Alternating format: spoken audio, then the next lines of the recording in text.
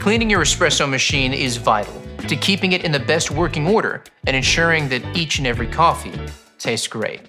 The drip tray should be removed, emptied, and cleaned periodically with warm water, particularly when the exclamation mark indicator shows.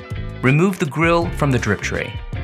You should expect to see a considerable amount of water and espresso residue that has been collected over time.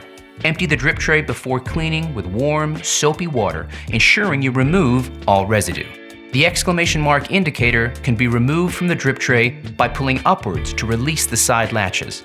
The storage tray can also be removed and cleaned with a soft, damp cloth, not abrasive cleaners, pads, or cloths which may scratch the surface.